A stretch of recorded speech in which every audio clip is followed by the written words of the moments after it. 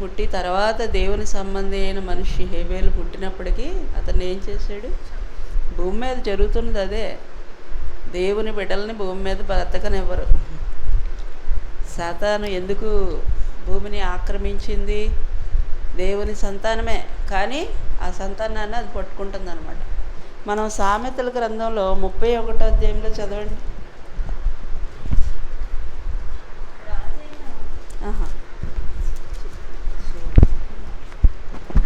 తరాల గురించి రాసి ఉంటుంది. సామెతల గ్రంథం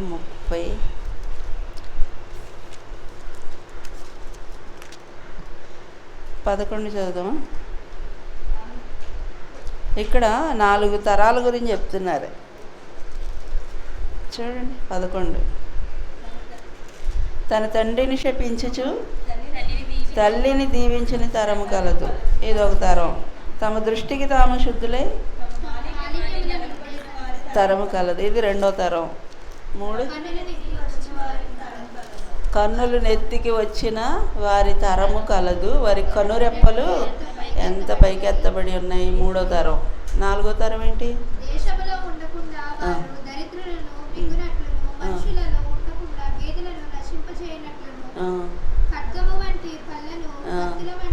దవడ పళ్ళను గలవారి తరము. 4 తరాలు చెప్తున్నాడు. ఈ 4 తరాల్లో కూడా మనం దేవుని కొరకు బ్రతికే వాళ్ళని చూడలేం. అవునా కదా? మొదటి తరం ఏంటంట? తండ్రిని శపించు తల్లిని దీవించని తరం. ఈ రోజుల్లో పిల్లలు తల్లిదండ్రుల మాట వింటున్నారా? తిరుగుబాటు వందనాలు. రెండవ తరం ఏంటంట? తమ దృష్టికి తాము శుద్ధులై తమ మాలిన్యం. నేను చాలా బాగానే ఉన్నాను, నేను చాలా భక్తిగా ఉన్నాను, నేను చాలా పరిశుద్ధంగా ఉన్నాను అనుకుంటున్నారంట. పాపములు ఒప్పుకొని దేవుని దగ్గర పరిశుద్ధపరచబడట్లేదు. ఇది రెండో తరం. అందరూ ఎవరిని అడిగినా నేను మంచోడిని అంటారా చెడ్డోడిని అంటారా? అంత మంచోడు ఎవడో ఉండడనే చెప్పుకుంటారు అందరూ కదా. ఆదాము కూడా అదే చేశాడు. ఏం చేశాడు? తను చేసిన తప్పుని ఒప్పుకోలేదు. తన భార్య మీద నువ్వు ఇచ్చిన ఆ దేవుడినే తప్పు పడుతున్నాడు. ఇదిగో నువ్వు ఇచ్చిన ఈమె నాకు ఆ పండు తెచ్చిచ్చింది, అందుకని నేను తిన్నానంట. అంటే దేవుడు తనకి సాటి అయిన సహాయం ఇవ్వడం దేవుడి తప్పు అనమాట. అది చెప్తున్నాడు, నీదే తప్పు అని చెప్తున్నాడు. అంతేగాని నాది తప్పు అని ఒప్పుకోవట్లేదు. అంటే తమ దృష్టికి తాము శుద్ధులై నేను చాలా మంచోడిని, నేనే పాపం చేయలేదు, నేనే తప్పు చేయలేదు అని తమ మాలిన్యం నుంచి కడగబడని తరం అంట. ఇది రెండో తరం. 3వ తరం ఎవరంట? కన్నులు నెత్తికి వచ్చిన గర్వం అనమాట. ప్రతిదాన్ని చూసుకొని గర్వం, అందాన్ని చూసి గర్వం, డబ్బుని చూసి గర్వం. కన్నులకి నెత్తికి వచ్చేది ఎవరేంటో కనపడరు. ఇంకా దేవుడేంటో దైవమేంటో ఏమీ ఎరగకుండా ఇష్టానుసారంగా జీవించేటువంటి వాళ్ళు, ఎవరిని లెక్క చేయకుండా. 4వ తరం ఏంటంట? దేశంలో దరిద్రులను ఉండకుండా కదా, పేదలను లెక్క చేయకుండా. లేవి కాండాన్ని కనుక మనం చూస్తే దేవుడు ఆది కాండంలో కుటుంబాలు కదా, కుటుంబాలు. సరే, ఆదాము కుటుంబం ఎలా చెడిపోయిందంటే నెక్స్ట్ దేవుడు ఎవరిని ఎన్నుకున్నాడు? నోవహు కుటుంబాన్ని ఎన్నుకున్నారు. ఈ తరము వారు అందరూ నా ఎదుట చెడిపోయి ఉన్నారు కాబట్టి నేను భూమి మీద అగ్ని కురిపించబోతున్నాను అని చెప్పి దేవుడు సర్వవంశాలని నాశనం చేసేసి నోవహు కుటుంబాన్ని మాత్రం రక్షించుకున్నారు. ఎందుకు? మరలా నోవహు కుటుంబంలో నుంచి ఒక పరిశుద్ధ సంతతిని ఎక్స్పెక్ట్ చేస్తున్నారు ఆయన. కానీ నోవహు కుటుంబంలో కూడా ఒకడు పుట్టాడు మళ్ళా. ఇంత భయంకరమైన ఉపద్రవం జరిగినప్పటికీ కూడా దేవుడు అలాంటి భయంకరమైన ఉపద్రవంలో నుంచి అతను రక్షించినప్పటికీ కూడా నోవహులో నుంచి బయటకు వచ్చిన తర్వాత, వాళ్ళలో నుంచి బయటకు వచ్చిన తర్వాత అపహాసకుడిగా మారాడంట కదా. కీర్తనలో ఏం చెప్తుంది? మొదటి కీర్తన, దుష్టుల ఆలోచన చెప్పు నడవక పాపుల మార్గం నిలక అపహాసకులు కూర్చుండు. ఎదుటివారిని ఎలాకోలం చేయడం. చాలామందికి జీవితం అంతా ఎలాకోలమండి. ఒకడు బయలుదేరాడు కదా సేవకుడు, కోడి ఏదో చెప్తా కోయి ఏంటి ఏదో పాడతా. ఇప్పుడు ఎక్కడికి వెళ్ళాడు? ఆఖరికి ఆ సినిమా వాళ్ళతో కలిశాడు, ఆ హాస్యం చేసే వాళ్ళతో కలిశాడు. అంతే కదా, హాస్యాలు. దేవుడు అందుకే అపహాసకులు కూర్చుంటూ చోటు. దేవుడు చాలామందికి వాక్యం ఖచ్చితంగా ఖండితంగా చెప్తే నచ్చదు. సరదా కాసేపు నవ్వుకొనిలా ఉండాలి వాక్యం చెప్తే. ఎంతసేపు అయినా కూర్చోవాలన్నమాట, కూర్చోవచ్చు. అప్పుడు కొంచెం కఠినంగా చెప్తే కష్టంగా ఉంటుంది వాక్యం వినడానికి. పరిశుద్ధత గురించి చెప్పినా, పవిత్రత గురించి చెప్పినా, జీవితం మార్చుకోవాలి అని చెప్పినా అండి, కన్నీళ్లతో చెప్పినా ఏడవ ఎందుకు, మామూలుగా చెప్పచ్చు కదా. ఇర్మియా మరి కన్నీటితోనే పరిచర్య చేశాడు. ఇర్మియా పరిచర్య ఏంటి? కన్నీటి పరిచర్య. తర్వాత సమూయేలు పరిచర్య ఏంటి? కన్నీటి పరిచర్య. సౌలు చెడిపోయాడంట. చెడిపోతే ఇక సమూయేలు ఏడవడం మొదలుపెట్టాడు. దేవుడు అంటాడు, నేను విసర్జించిన వాని గురించి నువ్వెందుకు ఏడుస్తావు? దావీదు పరిచర్య ఏంటి? దావీది కన్నీటి పరిచర్య. జనులు నీ ధర్మశాస్త్రము అనుసరించకపోయినందుకు నా కన్నీరు ఏర్లై పారుతుందంటాడు 119వ సంకీర్తన. ఏమా సరే, యేసు ప్రభు వారి పరిచర్య ఏంటి? యెరూషలేమా యెరూషలేమా, కోడి తన రెక్కల క్రిందకి తన పిల్లలను చేర్చుకున్నట్లుగా ఎన్నో మార్లు నేను నా రెక్కల క్రిందకి నేను చేర్చుకోవాలనుకున్నాను, కానీ నువ్వు వల్లకున్నావు అంటాడు. అంతకుముందే చెప్తారు, ఏమని చెప్తారంటే ఆయన యెరూషలేమును చూసి ఏడ్చి, హెబ్రీయులకు రాసిన పత్రికలో కూడా మనం చూస్తాం కదా, ఎక్కడ 5వ అధ్యాయమా 7వ అధ్యాయమా, ఆయన మహారోదనముతో కన్నీళ్లతో కదా. ఎందుకు అంత రోదనము, అంత కన్నీళ్ళు? జనులు చెడిపోయి ఉన్నారండి. ఏ తరం చూసినా న్యాయాధిపతుల గ్రంథం 1వ అధ్యాయంలో చూస్తే మనం యెహోవాని ఎర్రగని తరం అంట. తరం వెంబడి తరం గతించిపోతుంది. యెహోవా యందు భయభక్తులు లేకుండానే తరాలు గతించిపోతున్నాయంట. దేవుడికి ఎవరు కావాలని కుటుంబాలను ఏర్పాటు చేశాడు? ఏ తరం కావాలని కుటుంబాన్ని ఏర్పాటు చేశాడంటే ఆ తరము దేవుణ్ణి మహిమపరిచే తరంగా ఉండాలి, దేవునికి సాక్షులుగా ఉండే తరంగా ఉండాలని దేవుడు తరాలు వెంబడి తరాలు కుటుంబ వ్యవస్థని ప్రారంభించారు దేవుడు. కానీ కుటుంబ వ్యవస్థలు ఏమైపోయినాయమ్మా? పాడైపోయినాయి, చెడిపోయినాయి. ఒక కుటుంబం నుంచి ఇంకో కుటుంబానికి, ఒక కుటుంబం నుంచి ఇంకో కుటుంబానికి దుర్మార్గత, దుష్టత్వం, తిరుగుబాటు, గర్వం ఇవే ఏలుబడి చేస్తున్నాయి. కానీ దేవుని నీతి, దేవుని పరిశుద్ధత ఎక్కడా కనబడట్లేదు. ఈ నోవహు నీతిమంతుడిగా కనబడితే దేవుడు నోవహు కుటుంబాన్ని ఎన్నుకున్నాడంట. మరలా నోవహు కుటుంబంలో నుంచి ఒక కనాను వంశాన్ని పుట్టించగలిగిన వాడు ఒకడు వచ్చాడు. దేవుడు మరలా నోవహు కుటుంబం దగ్గర నుంచి మళ్ళా ఎక్కడికి తొంగి చూశారు? అబ్రహాములోనికి తొంగి చూశారు. బిడ్డలు లేని అబ్రహాంని ఎన్నుకున్నాడు దేవుడు. ఎందుకు? అతనికి సంతానాన్ని ఇవ్వాలి, ఆ సంతానం తన సంతానంగా ఉండాలి. కానీ అబ్రహాం ఏం చేశాడు? శారా మాట విని ఇంకో సంతానాన్ని తీసుకొచ్చాడు. అంటే దేవుని యొక్క ఆలోచన, దేవుని చిత్తం ఏ వ్యక్తిని ఎన్నుకున్నా, ఏ కుటుంబాన్ని ఎన్నుకున్నా ఆ కుటుంబంలో ఆయన యొక్క ప్రణాళిక నెరవేర్చబడట్లేదు. అలా నెరవేర్చబడకుండా అపవాది ఏం చేస్తుందంటే అడ్డుపడతా ఉందన్నమాట. దేవుని ప్రణాళికలకి, దేవుని కార్యాలకి అపవాది ఎప్పుడు అడ్డుగానే నిలుస్తూ ఉన్నాడు. కాబట్టి దేవుడు ఏం ఆశపడతాడు మన నుంచి అంటే ఒక పరిశుద్ధతను కోరుకుంటాడు. నిర్గమాకాండం దగ్గరికి వచ్చేసరికి అబ్రహాముకి దేవుడు మరి 12వ అధ్యాయంలో మరలా దేవుడు అబ్రహాముని ఎన్నుకొని కుటుంబంగా కట్టి ఇక అబ్రహాముకి వాగ్దానాలు ఇవ్వడం మొదలుపెట్టాడు. మానవులందరూ చెడిపోయిన వాళ్ళే, పాడైపోయే వాళ్ళే, దేవుని మాట వినని వాళ్ళే. కాబట్టి వీళ్ళని దేవుడే పరిశుద్ధపరచుకోవాలి అని ఒక తీర్మానంతో ఏం చేశారంటే అబ్రహాము కుటుంబంలో నుంచి ఒక సంతానాన్ని, ఇస్సాకు అనే సంతానాన్ని కోరుకొని ఆయన విధేయతను బట్టి ఆయన బలిగా ఇమ్మంటే ఇస్సాకు విధేయత చూపించాడు కదా.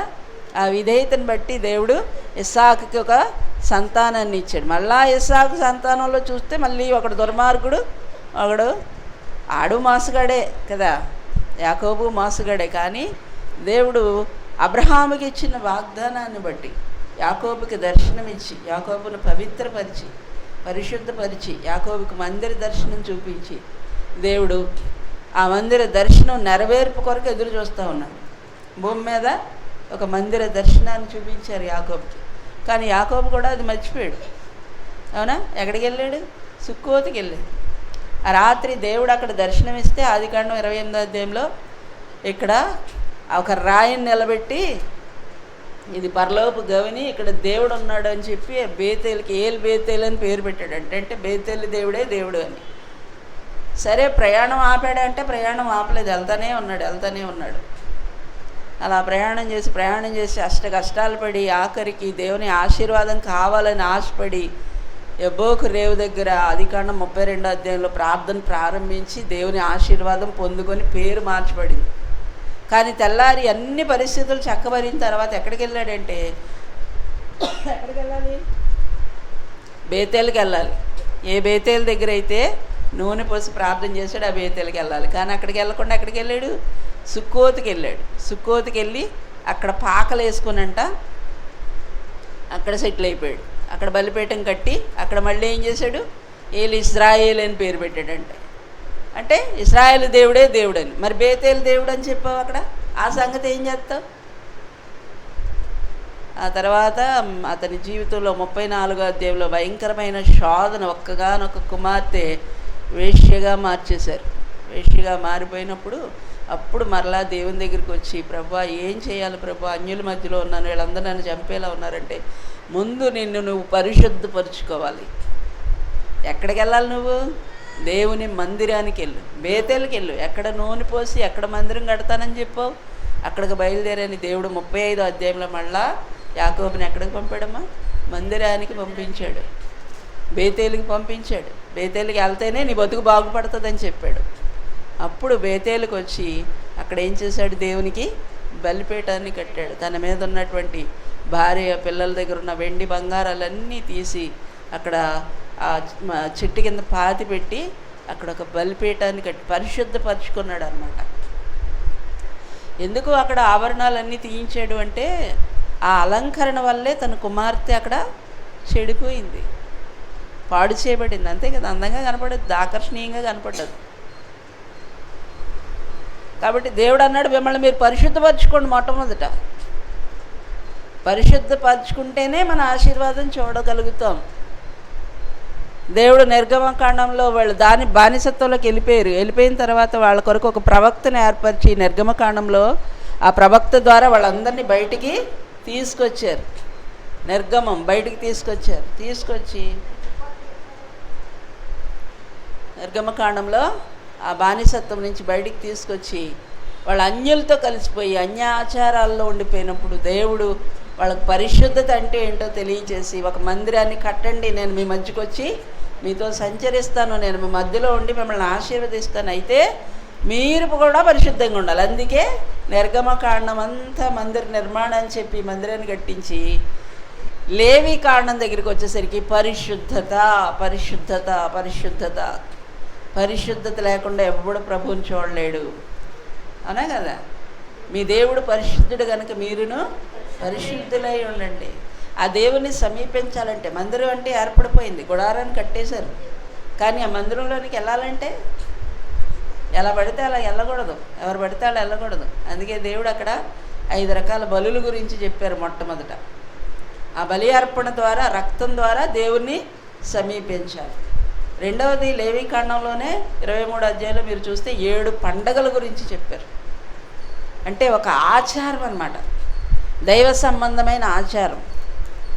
ఆ లేవీకాండం అంతా మనం నైతిక విలువల గురించి చెప్పారు, ఆహారపు నియమాల గురించి చెప్పారు. అంటే తినే ఆహారం వల్ల కూడా మనం అపవిత్రమైపోతాం కాబట్టి ఆహార నియమాలు చెప్పారు.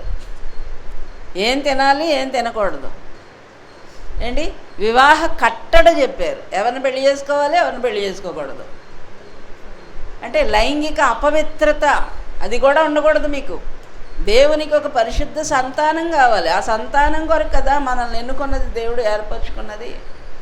వాళ్ళు ఏ విషయాల్లో తప్పిపోయారంటే వివాహ కట్టడ విషయంలో తప్పిపోయారు, తినే ఆహారం విషయంలో తప్పిపోయారు.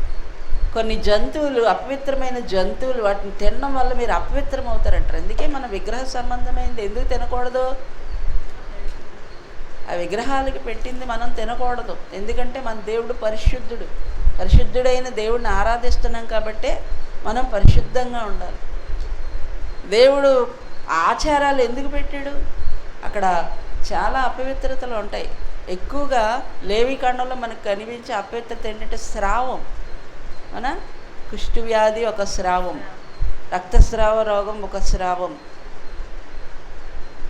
ఆ తర్వాత ఇంకా చాలా రకాల అపవిత్రతలు. స్రావం అనేది ఇంటికి పొడలు, మచ్చలు వస్తాయి కదా, చాలా ఇళ్ళకి చెదలు పట్టేసి.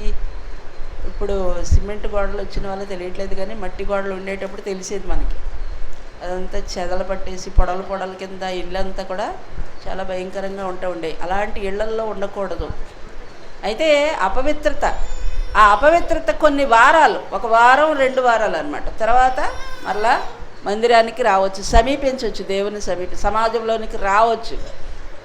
అంటే దేవుడు ఎంత పరిశుద్ధంగా మనిషి ఉండాలని కోరుకుంటాడంటే, శరీర అపవిత్రతే కాదు, హృదయ శుద్ధి కూడా అవసరం. మనిషి రాను రాను రాను రాను ఈ ఆచారాలకు అలవాటు పడిపోయాడు. నీళ్లు చల్లుకోవడం, బయటికి వెళ్తే నీళ్ళు చల్లుకోవడం, లోపలికి వస్తే నీళ్ళు చల్లుకో, పసుపు నీళ్ళు చల్లుతూ ఉంటాం కదా సాధారణంగా. చనిపోయిన శవాన్ని ముట్టినప్పుడు ముట్టకూడదు అక్కడ చెప్పాడు దేవుడు లేవికాండంలో.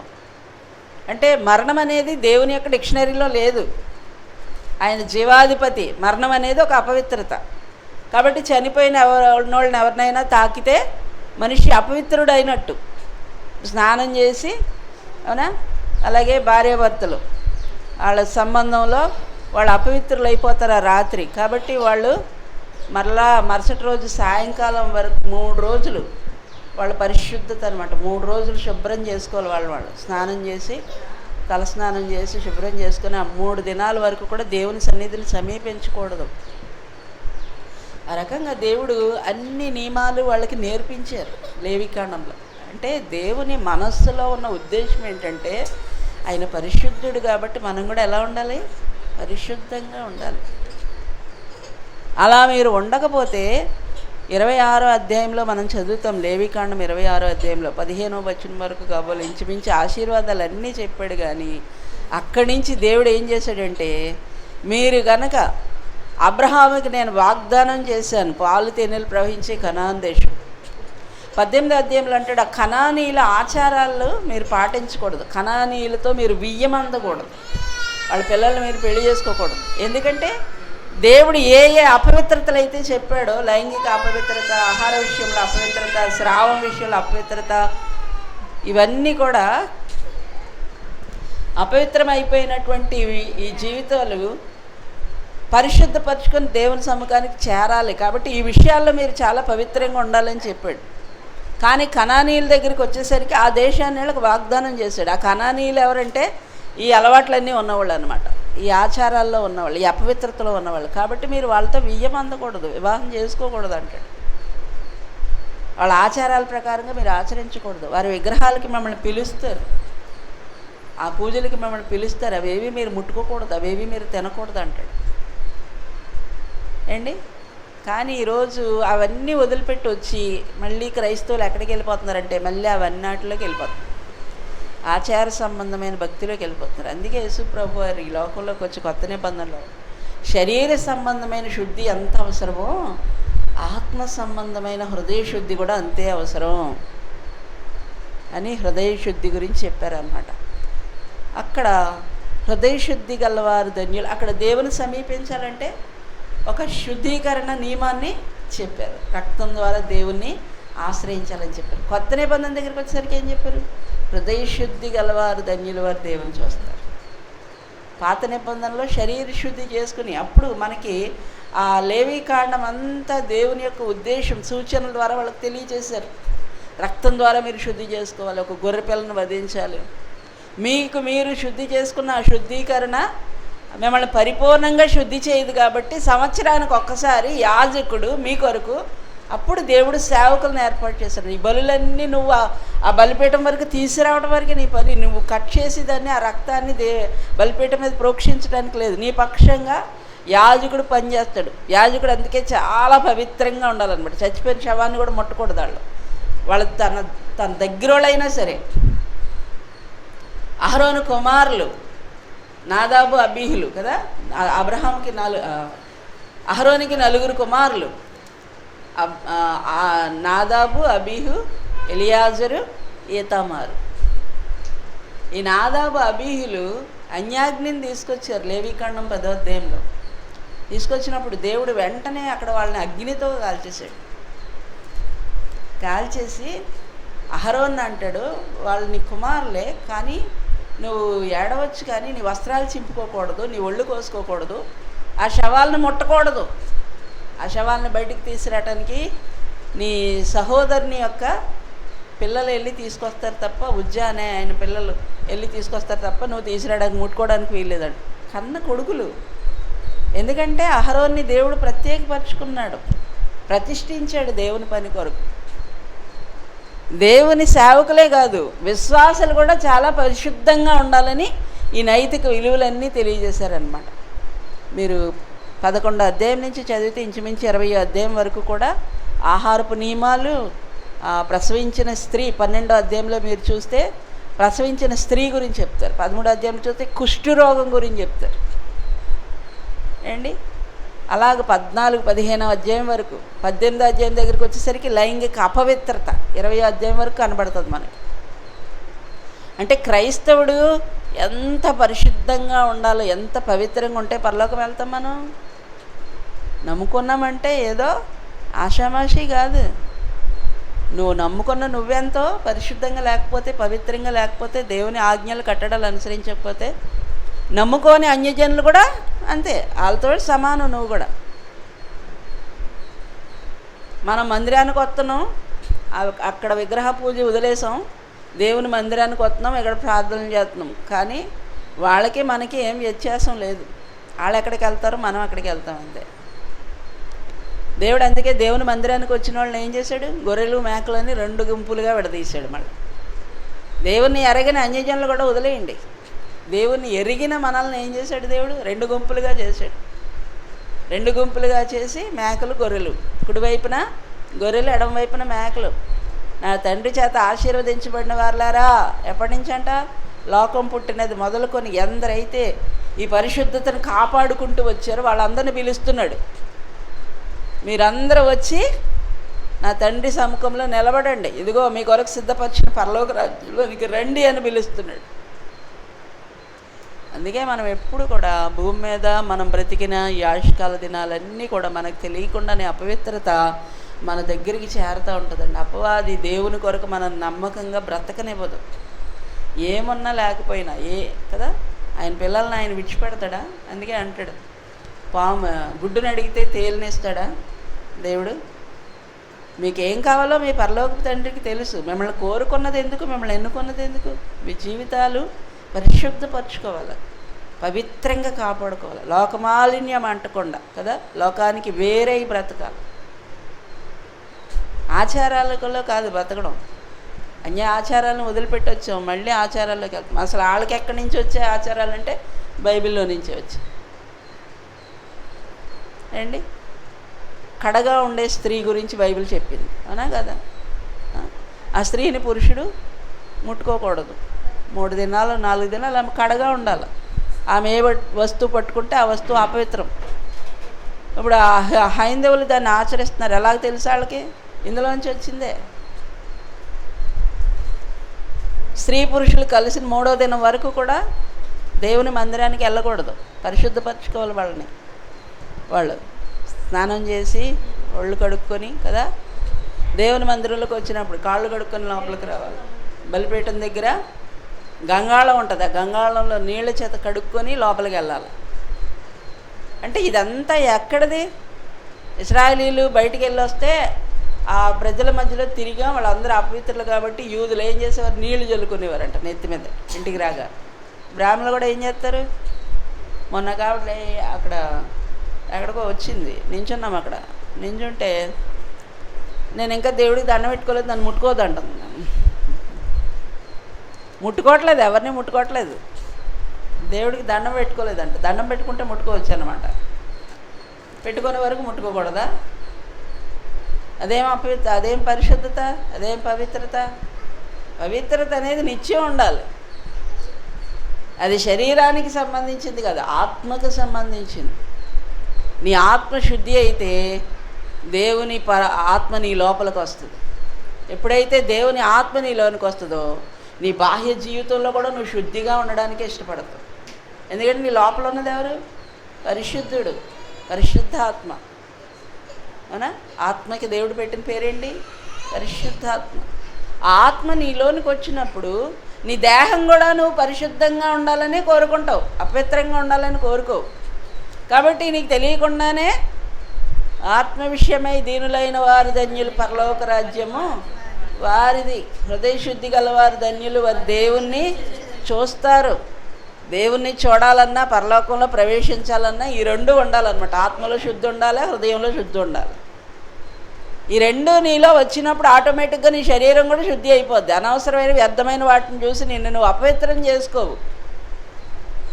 ఈరోజు అనేక మంది ఉపవాసాలు ఉండి కన్నీరు కార్చి ప్రభు సన్నిధిలో ప్రార్థన చేస్తున్న జీవితాలు మారట్లేదు. యెషయా గ్రంథం 1వ అధ్యాయం మనం చదివితే అధ్యాయం అంతా కూడా దేవుడు అంటాడు, మేము ఉపవాసం ఉన్నప్పుడు నువ్వు ఎందుకు మమ్మల్ని చూడవు, మా ప్రార్థన ఎందుకు వినవు.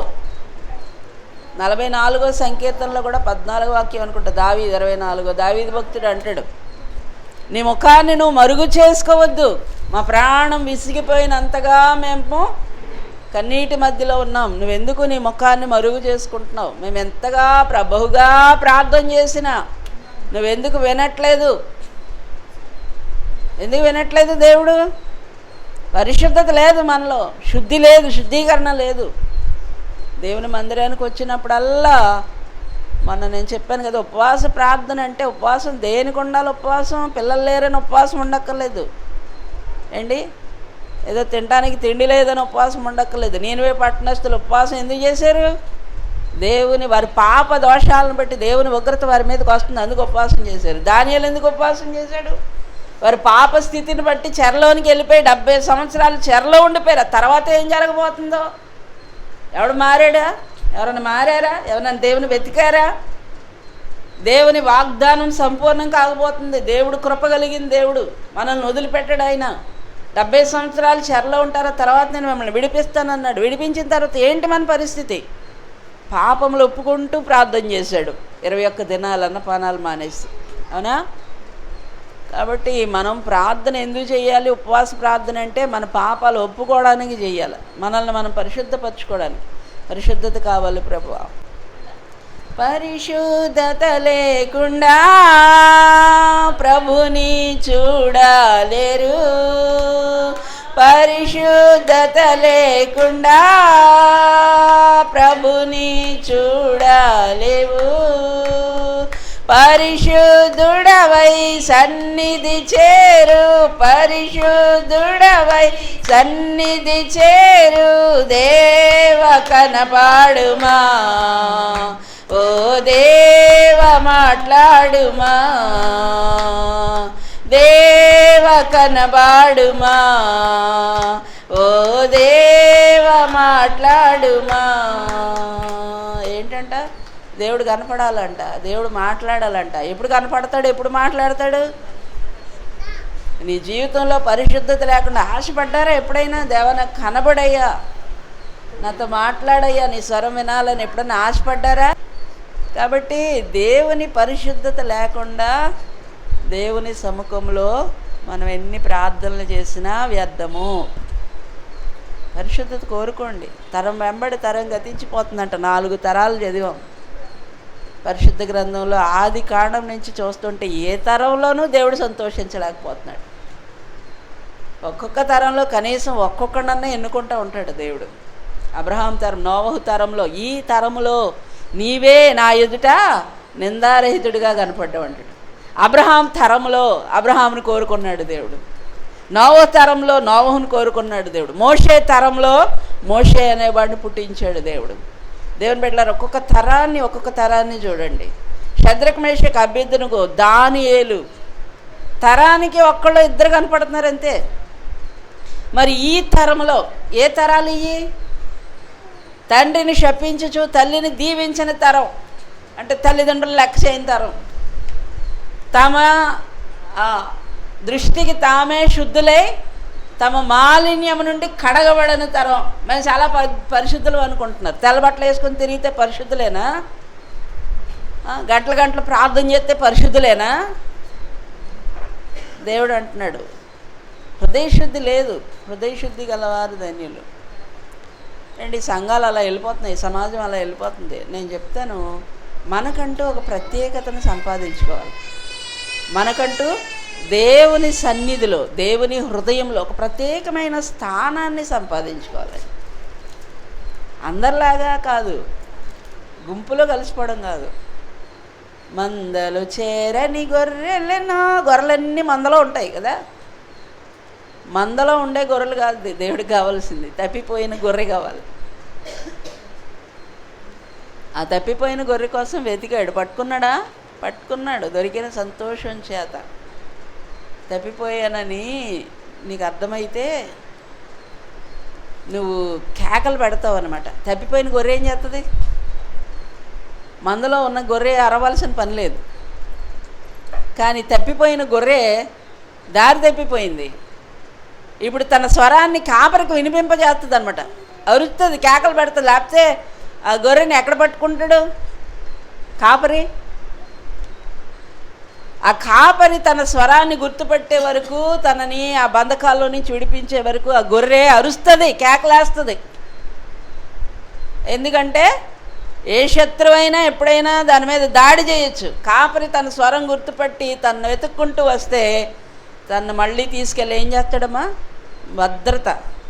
భద్రపరిచే స్థలంలో పెడతాడు. అందుకని కేకలేస్తుంది. మనం తప్పిపోయామన్న సంగతి మనకు తెలిస్తే మనం కేకలాడతాం. అదే అంటాడు, తమ దృష్టికి తాము శుద్ధులై.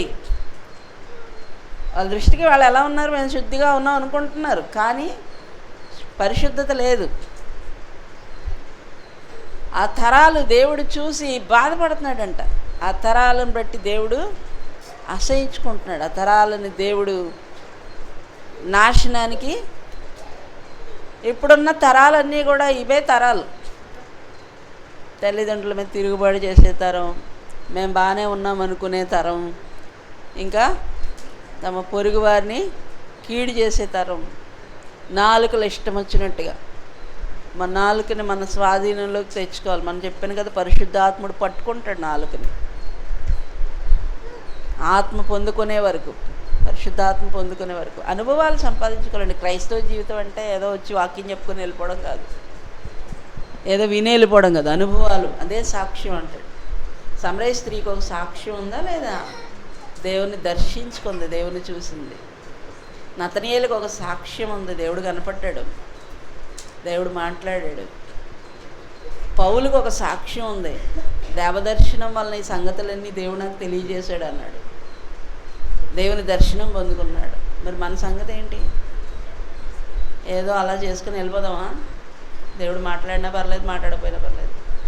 ప్రతిరోజు వాక్యం వింటున్నాం కదండి, దేవుడు మాట్లాడుతున్నాడు కదండి. అనుభవం ఏది మరి? మన అనుభవము కావాలి దేవుడికి, అనుభవ సాక్ష్యం కావాలి దేవుడికి. దేవునితో ఒక అనుభవాన్ని సంపాదించుకోవాలండి. అయిపోయింది జీవితం, ఇంకా చూస్తా ఏళ్ళు గడిచిపోతున్నాయి, ఇంకా దేవునితో ఏ అనుభవాలు లేవు. మందిరానికి వెళ్తాం, వస్తాం, క్రమంగా వెళ్తామండి. ఎప్పుడు ఆదివారం గుడిమానం దేవునికి కానుకలు ఇవ్వడంలో నమ్మకంగా ఉంటాం, దశభాగాలు ఇవ్వడంలో నమ్మకంగా ఉంటాం. ఆదివారం గుడిమానం సరిపోద్దా? దేవునితో అనుభవం ఏది ఉంటేనే మన జీవితం మారుతుంది. లేకపోతే క్రైస్తవ్యం ఏం మతం కాదు. వాళ్ళ గుడికి వెళ్తున్నారు, మనం గుడికి వెళ్తున్నాం. వాళ్ళకి ఇప్పుడు కుంభమేళా జరుగుతుంది కదా, మనకి ఎక్కడ చూసినా మీటింగులు. నేను కూడా నిన్న మీటింగ్కి వెళ్ళి వచ్చాను. ఎక్కడ చూసినా మీటింగులు. మనకు కూడా వెళ్తున్నాం, వాక్యం వింటున్నాం, వస్తున్నాం. వాళ్ళు వెళ్తున్నారు, పూజలు చేసుకుంటున్నారు, వస్తున్నారు. వాళ్ళకి మనకి ఏం తేడా ఏం లేదు. వాళ్ళకి దైవ దర్శనం కలగదు, మనకి దైవ దర్శనం కలగదు. కలుగుతుందా? చూసారా దేవుడిని? మాట్లాడారా దేవుడితో? విన్నారా దేవుని స్వరం? ఎప్పుడైనా ఉన్నాయా కళలు, దర్శనాలు? అడగండి ప్రభువుని. దర్శనం పొందుకోండి దేవుని పెట్టారా, జీవితం మారుతుంది. అనుభవం సంపాదించుకుంటే దేవునితో మన జీవితం మారుతుందండి. అప్పుడు ఎన్ని బాధలు ఉన్నా, ఎంతమంది నిన్ను కష్టపెట్టినా, ఈ జీవితం నాకు వద్దు అనిపించదు. అనిపిస్తుంది, ఎప్పుడు ప్రభువుతో ఉండాలని అనిపిస్తుంది. ఇక్కడైనా అక్కడైనా ప్రభువుతో ఉండడమే కదా. దేవునితో మాట్లాడటం, దేవునితో నడవటం, ప్రతినిత్యం దేవుని సాన్నిధ్యాన్ని కోరుకోవడం, దేవుని సహవాసాన్ని కోరుకోవడం. ఈ లోక స్నేహాన్ని మొదలు పెడతాం మనం. లోకస్తులు మనల్ని స్నేహంలోకి ఆహ్వానించిన ఆ స్నేహం మనకు నచ్చదు. దేవునితో స్నేహం కోరుకుంటాం. అవునా? నిజమైన నీతో ఉండాలయ్యా. నాతో నీవు నీతో నేను ఒకటై ఉన్నాము, విడిపో యేసయ్యా. నాతో నీవు నీతో నేను ఒకటై ఉన్నాము, విడిపో యేసయ్యా. నా దేవ నీవే కదా, నా దేవ నీవే కదా, నన్ను నడిపే దైవము, నన్ను నడిపే దైవము. నీకే ఆరాధన, నీకే నా హృదయార్పణ, నీకే ఆరాధన, నీకే నా హృదయార్పణ. నాతో నీవు నీతో నేను ఒకటై ఉన్నాము, విడిపో యేసయ్యా. ఒకటి కంటే ఎక్కువగా ఎన్నో మారులు చేసిన పాపములన్నిటినీ క్షమించిన దేవా. ఒకటి కంటే ఎక్కువగా ఎన్నో మారులు చేసిన పాపములన్నిటినీ క్షమించిన దేవా.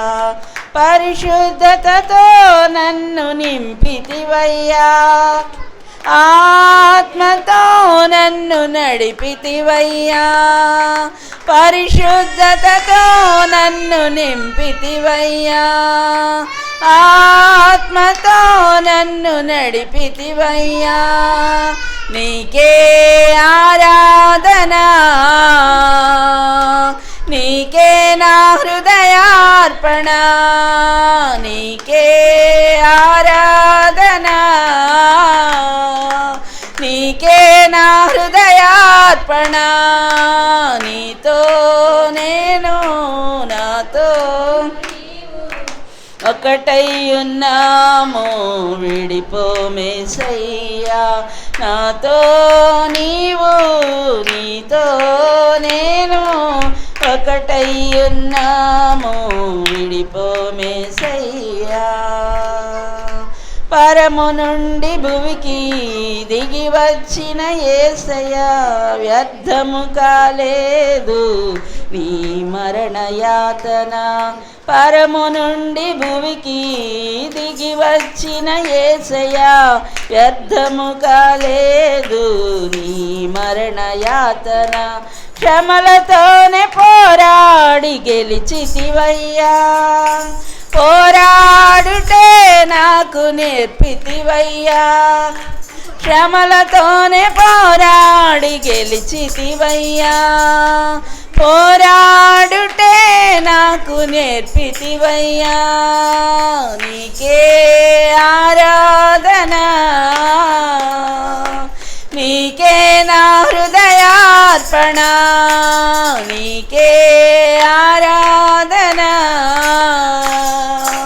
నీకే నా హృదయార్పణ. నాతో నీవు నీతో నేను ఒకటై ఉన్నాము, విడిపో యేసయ్యా. నాతో నీవు నీతో నేను ఒకటై ఉన్నాము, విడిపో యేసయ్యా.